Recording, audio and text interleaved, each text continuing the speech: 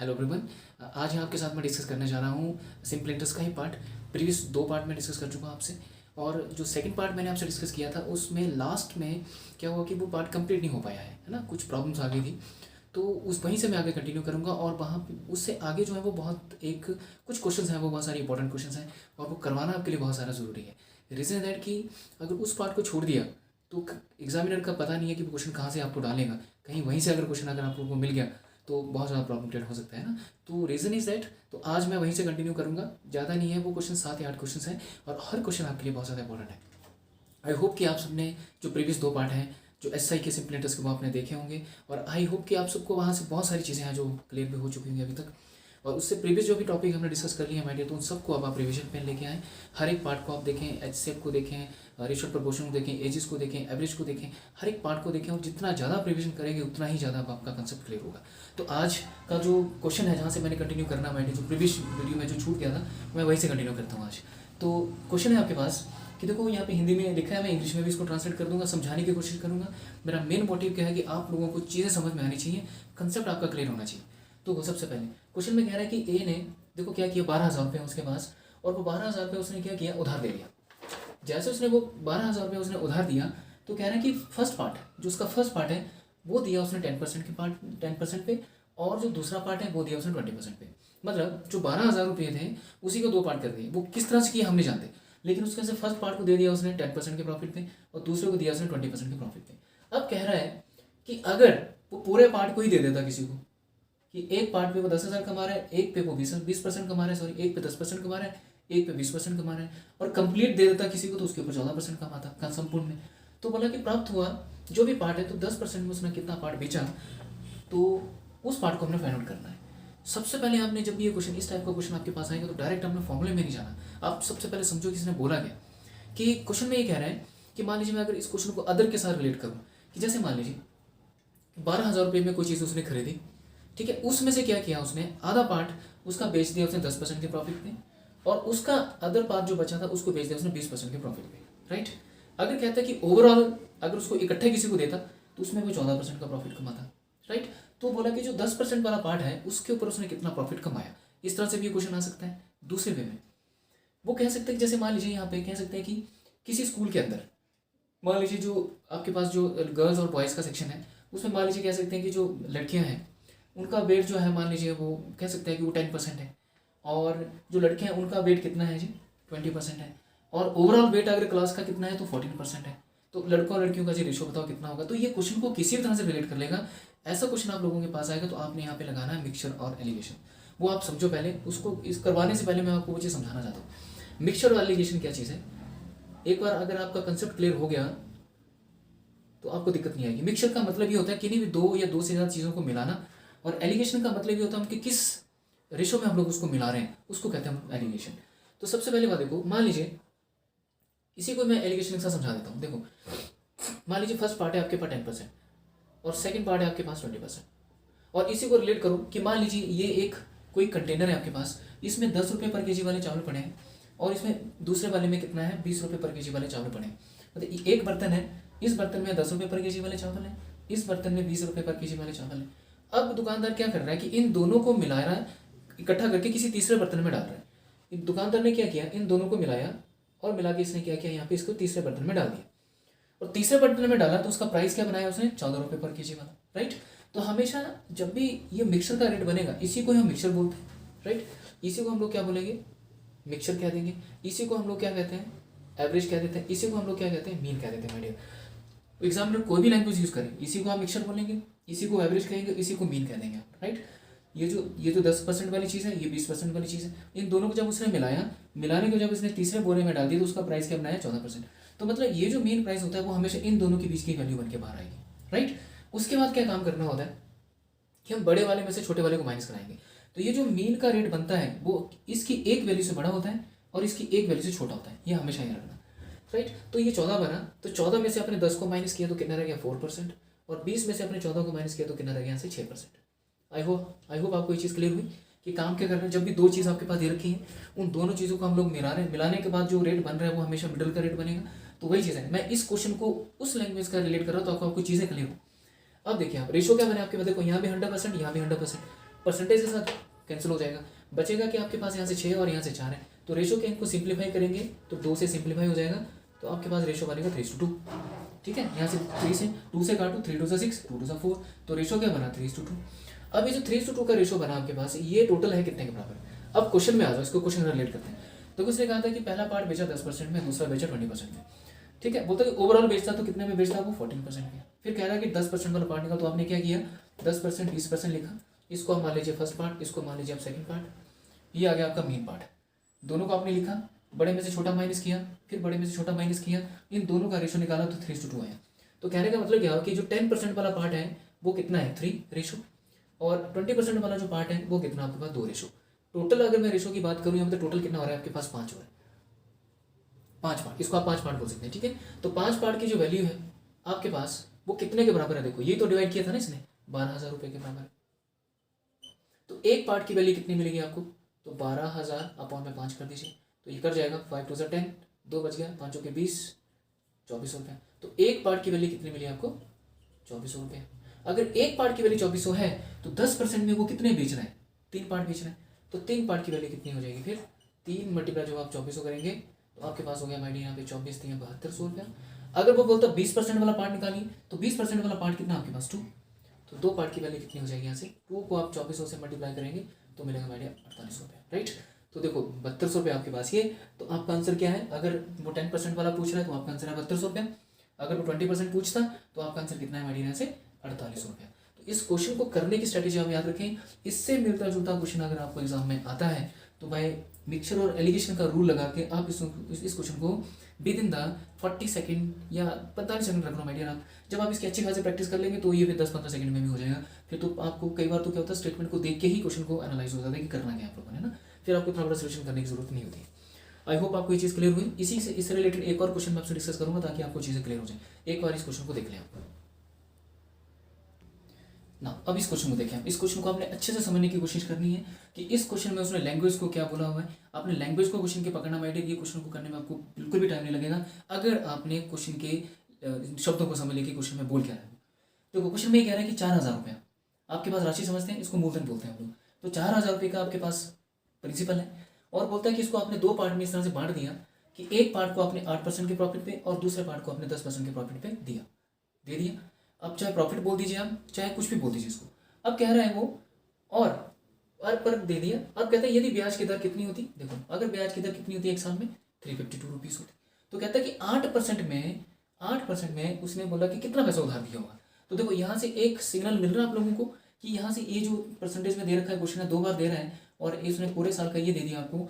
यहाँ से क्वेश्चन खुद आपको बोल रहा है कि आप यहाँ पे क्या लगाओ, मिक्सचर और एलिगेशन का लगाओ बराबर से, क्योंकि अगर आप डायरेक्टली अगर आप दूसरे प्रॉब्लम में चले जाएंगे मैडी तो बहुत लंबा चला जाएगा ये, तो उससे नहीं करेंगे। देखो आपके पास है फर्स्ट पार्ट 8% का, सेकंड पार्ट है आपके पास 10% का। ये पहले वाला पार्ट मान लीजिए आप, इसको दूसरे वाला पार्ट मान लीजिए आप, ठीक।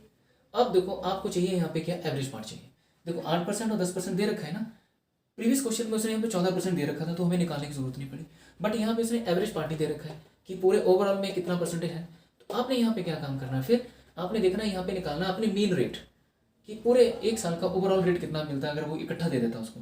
तो आपने क्या काम करना है, यहाँ पे 352 आपके पास है, देखो 352 आपने रेट निकालना है, ये आ गया 352 और आपको ये 4,000 रुपये जो 4,000 रुपये के ऊपर आपको जो एक साल का ब्याज है वो कितना मिल रहा है 352 रुपीज़ मिल रहा है। इसका रेट जब निकालेंगे तो आपने क्या करना 100% इसको मल्टीप्लाई करवा देना माय डियर। आई होप आपको चीज़ क्लियर हुई कि जो भी आपके पास रेट दे रखा है, ओवरऑल जो इंटरेस्ट दे रखा है वो आपने ऊपर लिखा, 352 रुपये आपको मिल रहे हैं कितने में से 4,000 रुपये में से, और मल्टीप्लाई क्या करना आपने 100% कर देना। तो 1 2 से 2 0 काट दो, देखो 10 4 से चला जाएगा, देखो 8 चौके 32, 3 बचा फिर 8 चौके 32, 88/10 बन रहा है। तो 88/10 को कैंसिलेशन करने की बजाय आप इसको 8.8 लिख सकते हैं इजीली, क्योंकि आपको कैलकुलेट करना इजी हो जाएगा। कैलकुलेशन को आप जितना ज़्यादा सॉफ्ट और जितना ज़्यादा इजी बनाओ उतना माय डियर आपके लिए रहेगा, ताकि ज़्यादा आप लोग पेचीदे इसमें ना पड़े, है ना। तो देखो ये मिल गया आपको एवरेज पार्ट कितना आपके पास है 8.8। अगर ये वैल्यूज ने यहाँ पे दे रखी होती तो हमें निकालने की जरूरत नहीं थी, दी नहीं है। तो यार रखना, अगर ऐसा क्वेश्चन अगर आप लोगों को पेपर में आता है कि 2 पार्ट दे रखे हैं, 2 पार्ट का परसेंटेज दे रखा है और तीसरे का उसने डायरेक्टली क्या किया, वैल्यू दे दी है, ये इंटरेस्ट दे दिया। ये इंटरेस्ट कुछ भी हो सकता है, ये 400 बोल सकता था, यहाँ पे 210 रुपये बोल सकता था, 500 रुपये बोल सकता था, कुछ भी होगा। जब भी आपने किसी भी का भी अपने रेट ऑफ इंटरेस्ट निकालना है तो जो भी रेट ऑफ इंटरेस्ट दे रखा है और जो भी प्रिंसिपल है वो नीचे रखेंगे और मल्टीप्लाई क्या कर देंगे आपको 100%। यहाँ से आपको क्या मिल जाएगा, पूरे साल का एवरेज रेट मिल जाएगा। ये आ गया आपके पास। अब क्या काम करेंगे आप, आपने क्या करना है 8.8 में से 8 को माइनस करना है, तो कितना रह जाएगा, सिंपल 0.8 रह जाएगा यहाँ पे। और यहाँ से 10 में से 8.8 को आप करेंगे तो कितना रह जाएगा, सिंपल यहाँ पे 1.2 रह जाएगा मेरे आपके पास। आई होप आपको ये चीज़ क्लियर हुई। इसके साथ भी परसेंटेज लगना है और इसके साथ भी परसेंटेज लगना है, क्योंकि ये परसेंटेज में चल रहा है ना, तो यहाँ बीच में क्या है, रेशो आ रही है, तो परसेंटेज यहाँ पे भी आएगा, यहाँ पे आएगा, वो कट जाएगा। और बचा के सिंपल यहाँ से, यहाँ बचा आपके पास है, यहाँ से देखो 0.8 है, यहाँ पे 0.2 1.2 है, तो डेसिमल यहाँ से ब्रेक, यहाँ से 10 यहाँ पे भी आएगा, 10 यहाँ पे है, तो डेसिमल खत्म हो जाएगी यहाँ से भी। तो आपके पास 12 और 8 बचे। अब इसको सिंप्लीफाई करेंगे, तो 12 और 8 को जब आपने सिंप्लीफाई किया तो आपको दिख रहा है ये 4 से सिंप्लीफाई हो जाएगा, 4 3 12 होते हैं और 4 3 8 होते हैं, तो सिंप्लीफाई 4 से दोनों तरफ सिंप्लीफाई होगा ना, तो ये 3 आ गए, यहाँ पे 2 आ गए। अब देखो ये 8% वाला कितना है आपके पास, ये 3 पार्ट है, और 10% वाला कितना आपके पास है, 2 पार्ट है। इन दोनों को आप मिला दो, कितना बना 5। तो कहने का मतलब क्या हुआ कि 3:2 है, इन दोनों को मिला दो 5। ये 5 पार्ट की वैल्यू कितने के बराबर है, 4,000 रुपये के बराबर। तो एक पार्ट की वैल्यू कितनी मिलेगी आपको, 800, 8 5 40 होते हैं। एक पार्ट की वैल्यू अगर 800 है तो बोला कि 8% में कितना दे रहा है, तो 8% में कितना दे रहा है बैठे, वो 3 दे रहा है, तो 3 पार्ट की वैल्यू कितनी हो जाएगी फिर, तो 3 मल्टीप्लाई जब आप 800 करेंगे तो 8 3 कितना बना 2400। अगर वो पूछता है कि 10% वाला पार्ट कितना है, तो आपने 2 से मल्टीप्लाई करा देना, तो 2 मल्टीप्लाई में जब 800 करेंगे तो आपके पास आएगा मेडिना से 1600 रुपया। ठीक, तो मतलब 3 पार्ट की वैल्यू है 2400 रुपया और 2 पार्ट की वैल्यू कितनी है आपके पास है 1600 रुपया। राइट, ये वाला पार्ट है आपके पास 8% वाला, ये वाला पार्ट है आपके पास 10% वाला। आई होप आपको ये चीज़ क्लियर हुई। प्रीवियस क्वेश्चन और इस क्वेश्चन में थोड़ा सा फर्क है, मैंने आपको पूरी कोशिश की है कि आपको एक ही चीज़ क्लियर हो जाए। अब इससे रेलिवेंट क्वेश्चन आपको जो भी बनाता है एग्जामिनर में, बस करने का प्रोसेस आपने याद करना है कि सोल्यूशन को हम लोग किस तरह से कर रहे हैं। राइट, तो एक बार इस क्वेश्चन को आप देख लें। अब इस क्वेश्चन को देखें आप, is a very very important question. Similarly जो अभी हमने क्वेश्चन डिस्कस किया उससे मिलता जुलता क्वेश्चन है। देखो 10,000 रुपये है की राशि है, कोई प्रिंसिपल है, 8% पे दे रहा है और बचा हुआ कितने पे दे रहा है, 10% पे दे रहा है, 8% पे 10% पे। और देखो यहाँ पे इसने बोला ओवरऑल जो प्रॉफिट है वो कितना कमा रहा है, 9.2% ओवरऑल। ये औसत जो है ना वो ओवरऑल है। तो आपके पास तीनों चीज़ें मिल गई, आपके पास 8% भी है, 10% भी है और ओवरऑल भी है। दोनों भाग निकालने आप लोगों ने, अभी हमने प्रीवियस क्वेश्चन डिस्कस किया है उससे पूरा same to same as it is करना आप लोगों ने। तो ये क्वेश्चन मैं आपको दे रहा हूँ होमवर्क के लिए, ये इसके ऑप्शन हैं सामने लिखे हैं। ठीक है, इस क्वेश्चन को आप मुझे करके कमेंट सेक्शन में इसका आंसर जरूर बताना मुझे करके, राइट, ताकि मुझे पता लगे कि आपको चीज़ें क्लियर हुई है कि नहीं हुई। तो इस क्वेश्चन को एक बार आप देख लें ना। अब इस क्वेश्चन को देखें median, is a very very important question. अगर इस टाइप का क्वेश्चन अगर आपको एग्जाम में आता है तो उसको करने का प्रोसेस क्या रहेगा। इसको लिखा मैंने अब इंग्लिश लैंग्वेज में, ताकि अब जो है वो इंग्लिश वाला बच्चा नाराज ना हो, क्योंकि वो कहेगा सर हिंदी में ही लिख रहे हैं सारी चीज़ें। तो मैं ये कहूँगा कि दोनों बच्चे कंफर्टेबल बने रहें। मेन मोटिव मेरा ये है कि आपको कंसेप्ट क्लियर होना चाहिए और क्वेश्चन की लैंग्वेज को आपने पकड़ना है, और जो मैं बोल रहा हूँ उन शब्दों को आपने ध्यान से देखना कि मैं किस तरह से आपको क्वेश्चन को आपने क्या करना है, अंडरस्टैंड करना है कि उसने पूछा क्या आपसे और आपने फाइंड आउट क्या करना है और आपके पास गिवन क्या चीज़ है। राइट, तो यहाँ पे भी देखिए इंग्लिश में लिखा है, लेकिन थ्रू आउट में हर चीज़ समझाने की कोशिश करूँगा आपसे। देखो क्वेश्चन में कह रहा है कि the rate of SI for first year, कहता है कि पहले 3 साल का जो रेट ऑफ इंटरेस्ट कितना है 6%। नेक्स्ट 4 साल का रेट ऑफ इंटरेस्ट कितना है आपके पास 7%। और बोला कि and the period of beyond 7 years, total हो गया ना 4 और 3 साल, तो 7 साल के बाद का जो रेट ऑफ इंटरेस्ट कितना है 7.5% पर एनम। अब बोलता है कि if a man invest 1800 rupees, तो बोला फॉर 11 ईयर्स के लिए, तो कहता है कि find the SI earn by him. अब आप सोचेंगे कि इस क्वेश्चन को करना कैसा है, क्वेश्चन बहुत ही ऐसा लग रहा है कि बहुत कंफ्यूजन टाइप का है, या फिर इसके लिए कौन सा फॉर्मुला लग सकता है। तो फॉर्मुला बेस पे आपने जाना ही नहीं है, आपने डायरेक्ट क्या करना है, अपने क्वेश्चन की अप्रोच पे जाना है कि क्वेश्चन की अप्रोच क्या कह रही है। वो देखो क्वेश्चन की अप्रोच ये कह रही है कि कहता है कि फर्स्ट 3 ईयर्स, मतलब फर्स्ट 3 ईयर्स में, अब देखो पहले 3 साल आपको कितने रेट ऑफ इंटरेस्ट मिला, आप एक एक चीज़ को कैलकुलेट करना। तो पहले 3 साल में कितना मिल रहा है, तो देखो 1 साल में अगर 6% है तो 3 साल में कितना मिलेगा मेरे आपको 18% रेट ऑफ इंटरेस्ट मिलेगा। उसके बाद बोला नेक्स्ट 4 ईयर्स, नेक्स्ट 4 ईयर्स में कितना दे रहा है रेट ऑफ इंटरेस्ट 7%। तो 7 को 4 से मल्टीप्लाई करोगे ना 28% आपके पास। Is it clear. उसके नेक्स्ट में क्या रहा है, अब देखो 4 और 3 पूरे 7 साल हो गए ना, and the period beyond 7 years बोलता है, इट इज 7.5%, मतलब 7 साल के बाद का जो आपने दिया वो कितने में दिया 7.5% के इस पे दिया। तो नेक्स्ट बचे कितने फिर आपके पास, टोटल देखो आपके पास साल कितने 11, 4 और 3 7 साल पूरे हो गए, बचा कितना आपके पास क्या, तो मतलब 11 में 7 माइनस करते हैं 4 साल फिर बचे, ये आप लिख सकते हैं, इसको शेष बोल सकते हैं, रिमेनिंग बोल सकते हैं। नेक्स्ट 4 ईयर्स जो है इस पे जो रेट ऑफ इंटरेस्ट दिया वो कितना दिया 7.5%। तो देखो ये 7 चौके पूरे 28 होते हैं और 0.5 जब निकालेंगे तो 2 और ऐड कर दीजिए, तो टोटल कितना बनेगा 30% आपके मल्टीप्लाई करवाना आपने इसको। राइट, 3 सालों का 6% के हिसाब से टोटल 18%, 4 सालों का 7% के हिसाब से टोटल 28%, और अगले 4 सालों का 7.5% के हिसाब से टोटल कितना हो गया 30%। टोटल अगर मैं रेट ऑफ इंटरेस्ट की बात करूँ यहाँ पे, ये टोटल अगर काउंट कर ले तो 8 8 16 होता है, 2 3 2 5 और 1 6, कितना हो गया माय डियर 76%। ओवरऑल आपने कितना टोटल ओवरऑल जो रेट ऑफ इंटरेस्ट है वो कितना कमाया आपने 76% कमाया। अब क्या बोला इसने कि 18,800 रुपया क्या किया आपने इन्वेस्ट किया है, मतलब ये पैसा आपने इन्वेस्ट किया था इन टुकड़ों में। तो बोला इसके ऊपर रेट ऑफ इंटरेस्ट कितना मिला आपको, तो सिंपली देखो आपने सारा ओवरऑल निकाल दिया ना, 76% मिला है। तो आपने क्या काम करना है, 18,800 रुपये लिखा, इसका सीधा ही आप क्या करो 76% निकाल दो, 0 0 निकाल दो। देखो बचा कितना 188 को आपने 76 से मल्टीप्लाई करना है। तो 188 को जब 76 के साथ हम मल्टीप्लाई करेंगे तो आपके पास कितना आ जाएगा, देखो 8 के 48 होते हैं मेरे, और जब इसको करेंगे तो बना 8, इसके साथ फिर मल्टीप्लाई किया तो ये 2 फिर 4 ये 1, आपके पास कितना 14288, ये आपके पास फाइनल आंसर हो गया। इसके लिए मैंने शॉर्टकट ट्रिक आपको बताई हुई है कि शॉर्टकट कैसे करते हैं। ये नंबर इसके साथ 8 के 48 होता है, 4 बच गया, देखो ये 8 के 48 और 8 7 56, 48 और 56 बने, देखो 8 और 6 14, 1 5 और 9 1 10, 104 में 4 और कर दिए तो बना आपके पास 108, 108 का हमने 8 लिख दिया, बचा 10 कैरी में, देखो 6 कम 6 होते हैं और 8 7 फिर 56 होते हैं, तो 56 ये बना, सॉरी 8 7 56 और 6 62 में आपने फिर आपने क्या किया 4 और ऐड कर दिया, तो आपके पास कितना बन गया ये, एक सेकेंड, ये बना आपके पास 2, तो ये आ गया आपके पास 6 बच गया आपके पास, और जब मल्टीप्लाई कर देंगे तो आपको टोटल कितना हो गया 14 ये समथिंग।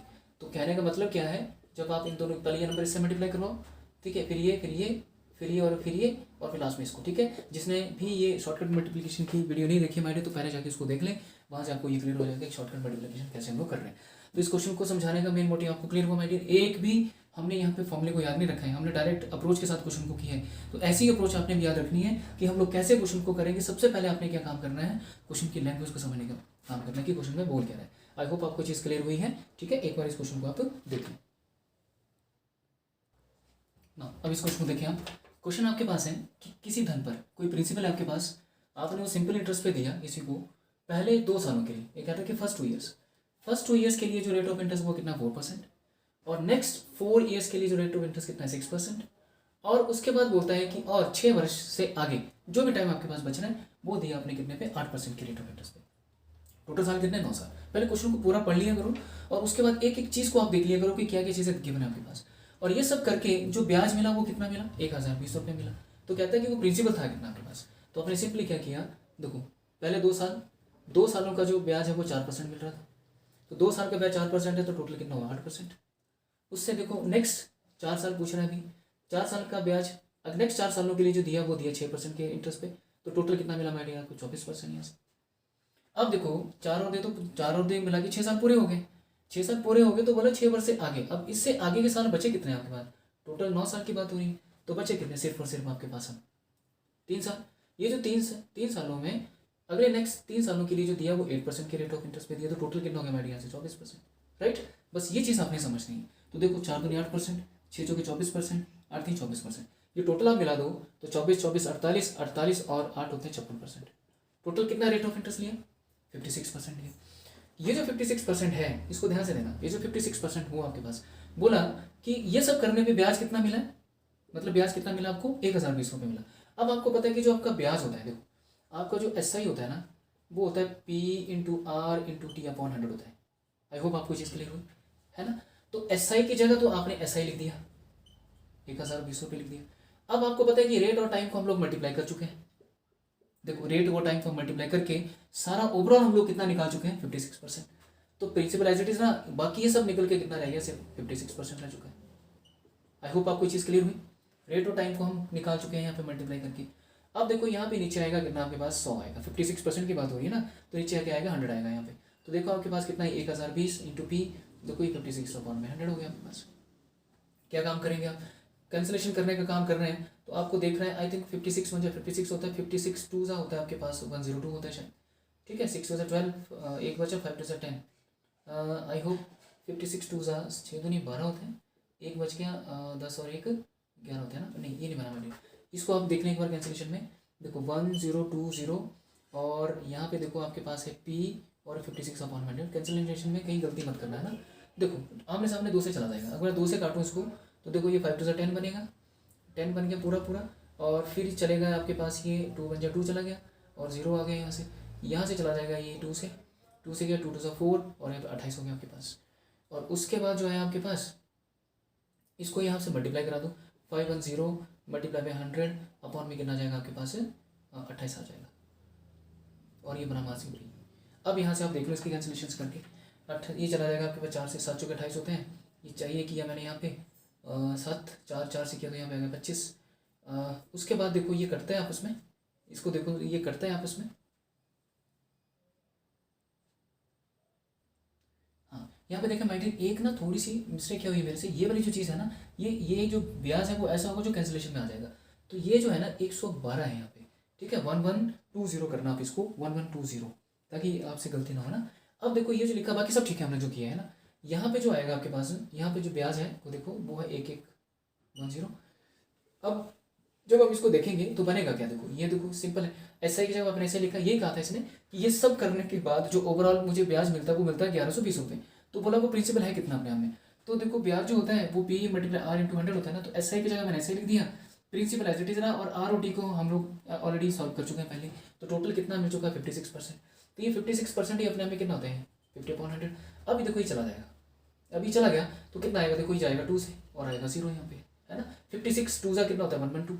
अब देखो ये सब जब मल्टीप्लाई के साथ होगा 100 तो ये बनेगा आपके पास 2000। तो P कितना होगा आपके पास 2000।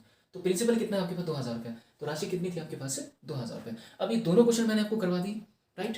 इन दोनों क्वेश्चन को आपने अंडरस्टैंड करना है, अच्छे से समझना है, और इसको अपने रिलेट करना है जो आपके पास जो बुक्स पढ़ी हैं वहाँ से आप क्वेश्चन उठाओ और करने की कोशिश करो। हाँ, पर वहाँ पे एकदम से फॉर्मूले में नहीं चला जाना, पहले आप क्वेश्चन की अप्रोच को देखना और अप्रोच के साथ ही क्वेश्चन को सॉल्व करने की कोशिश करता है। ये इंपॉर्टेंट क्वेश्चन है, एक बार देख लें माइडियर्स को। इस क्वेश्चन को देखें आप, इस क्वेश्चन में थोड़ा सा चेंजिंग कहाँ पे है, कहाँ पे इसने थोड़ा सा क्वेश्चन को क्या कर दिया है, एग्जामिनर ने थोड़ा सा ट्विस्ट कर दिया, घुमा दिया, ताकि आप कंफ्यूज हो जाए। क्वेश्चन में कहा है कि देखो आई हैव 10,000 रुपीज़, मेरे पास कितना है 10,000 रुपये है। ये 10,000 5 भी हो सकते हैं, 8 भी हो सकते हैं, 20 भी हो सकता है, 15 कुछ भी बोल सकता है वो। यहाँ पे कहते हैं जिसमें से कुछ भाग जो है ना, कुछ पार्ट जो उसने ए को दिया 15% के रेट ऑफ इंटरेस्ट पे, और कितने साल के लिए 2 साल के लिए, और शेष जो बचता है इसी 10,000 में से ही जो बचता है वो दे दिया उसने 18% पे फॉर द सेम पीरियड के लिए, राइट। कि 10,000 रुपये के 2 टुकड़े किए, हम नहीं जानते किस तरह से किए। एक को दे दिया 15% के प्रॉफिट पे और एक को दिया उसने 18% के रेट पे, दोनों का टाइम पीरियड जो है वो सेम है। अब ये कह रहा है क्वेश्चन में कि 2 वर्ष के बाद क्या हुआ कि आई है कि मैंने देखा कि ए ने मुझे क्या किया, कितने पैसे ज़्यादा दिए 360 रुपये अधिक ब्याज दिया।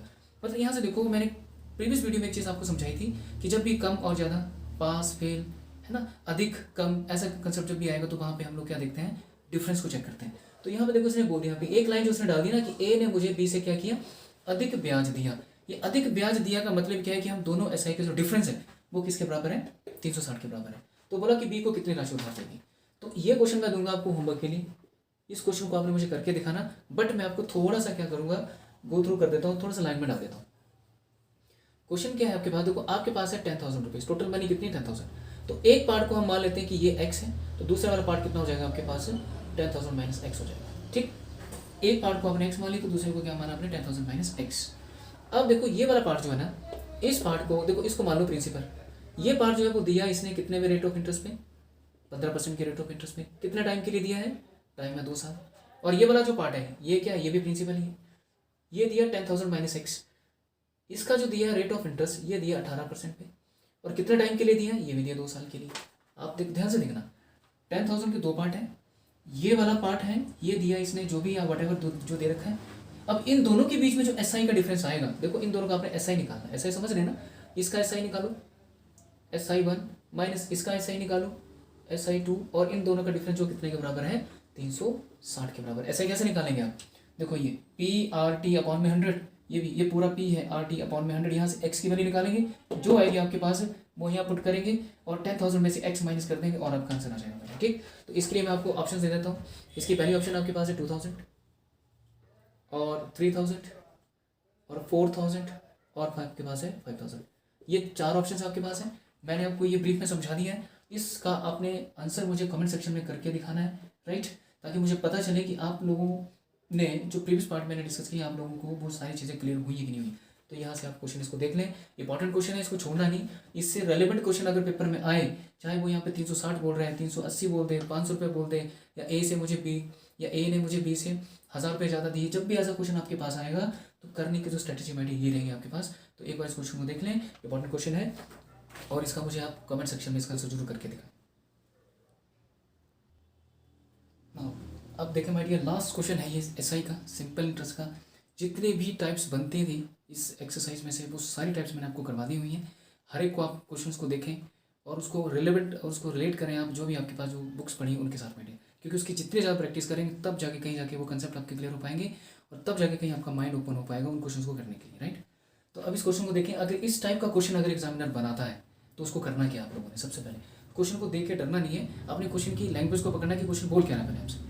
तो वो कहता है कि ए है जो 13 जनवरी 1987 को किसी महाजन से क्या किया उसने 15% प्रति वर्ष पर 12,000 रुपये क्या किया उसने उधार ले लिया। कि जैसे ए है, ए ने क्या किया कि 12,000 रुपये क्या किया, मतलब 13 जनवरी 1987 को उसने क्या किया 12,000 रुपये उधार लिया किसी से, और बोला अपना ऋण चुकाने के लिए उसने 8 जून 1987 को वह राशि क्या कर दी, वापस कर दी। मतलब और उसने वो पैसा 8 जून 1987 को क्या किया, वापस कर दिया। अब कहता है कि तो तुषार द्वारा अपना ऋण चुकाने के लिए महाजन को कितना पैसा अदा करना पड़ा। ऑब्वियस सी बात है, आप खुद को रिलेट करो कि अगर आपने किसी से अगर मान लो 12,000 रुपये उधार लिया है, कितने भी टाइम के लिए लिया आपने, 3 मंथ के लिए, 4 मंथ के लिए, 5 मंथ के लिए, 1 साल के लिए, जो 12,000 रुपये तो आपको उसको वापस करना ही करना है, लेकिन उसके ऊपर जो रेट ऑफ इंटरेस्ट लगा है वो भी तो आपको देना पड़ेगा ना। तो ये सबसे पहले तो चीज़ें अपने माइंड के अंदर क्लियर होनी चाहिए। तो देखो इसने बात की है, देखो 13 जनवरी, ठीक, तो 13 जनवरी 1987 जो है वो आपका क्या है, नॉर्मल ईयर है। अगर ये नॉर्मल ईयर हुआ तो आप सबसे पहले देखो कि 13 जनवरी की बात हो रही है, तो जनवरी में टोटल कितने दिन होते हैं, 13 जनवरी का सेस लिया है तो 13 जनवरी वाला दिन काउंट नहीं होगा। 13 जनवरी से आगे फर्दर आपका क्या हो जाएगा, आपका इंटरेस्ट लगना शुरू हो जाएगा, कब तक, 8 जून तक। तो 13 जनवरी में होते हैं, सॉरी जनवरी मंथ में होते हैं टोटल 31 दिन। 31 दिन अगर हुए तो 31 में से 13 आप माइनस करा दीजिए। तो 31 में से जब आप 13 माइनस करेंगे तो बचेंगे दिन कितने माइंड आपके पास, यहाँ से 18 दिन रह जाएंगे। पहली बात जनवरी, इसको बड़े अच्छे से देखना क्वेश्चन को। ऐसा क्वेश्चन एग्जामिनर बहुत बार बना देता है और लैंग्वेज को देख के ही क्वेश्चन कई बार क्या होता है, स्टूडेंट जो होता है डर जाता है कि करना कैसे है। तो समझ लेना, अगर ऐसा क्वेश्चन अगर आपको पेपर में आता है तो करने की स्ट्रेटेजी आप लोगों की क्या रहेगी, वो कैसे करना। देखो सबसे पहले 13 जनवरी की बात हो रही है, 13 जनवरी को आपने पैसा लिया, ठीक है, तो 13 जनवरी वाला दिन काउंट होगा, उससे आगे का दिन जो होगा उससे आपका क्या होगा, फर्दर ब्याज होना शुरू हो जाएगा। तो बचे कितने दिन, 18 दिन बचे। तो जनवरी में बचे दिन कितने, 18 दिन। अब उसके बाद देखो जनवरी के बाद आपका फरवरी भी आता है, तो फरवरी में कितने दिन होते हैं, 28 दिन। क्यों हो गया 28 दिन, क्योंकि बात यहाँ पे हो रही है सिर्फ नॉर्मल ईयर की। अगर ये कहीं लीप ईयर होता तो यहाँ पे फरवरी में कितने दिन लिखते, फिर 29 दिन लिखते। उसके बाद फिर आता है आपके पास मार्च, तो मार्च में कितने दिन होते हैं, 31 दिन। मार्च के बाद आपका आता है अप्रैल, अप्रैल में कितने दिन होते हैं, 30 दिन। अप्रैल के बाद आता है मई, मई में कितने दिन होते हैं माय डियर, 31 दिन। फिर जून आ जाता है आपके पास, है ना। अब देखो जिस दिन आपने लिया था वो दिन हम काउंट नहीं करते और जिस दिन को आपने वापस करना है वो काउंट होता है। तो आखिर में कितना आ जाएगा आपके पास, यहाँ से 8 जून आएगा। आई होप आपको चीज़ क्लियर हुई है, राइट। ऐसा मिलता जुलता क्वेश्चन आएगा तो करने की स्ट्रेटेजी रहेगी। अगर जब आप ये टोटल दिन काउंट कर लोगे,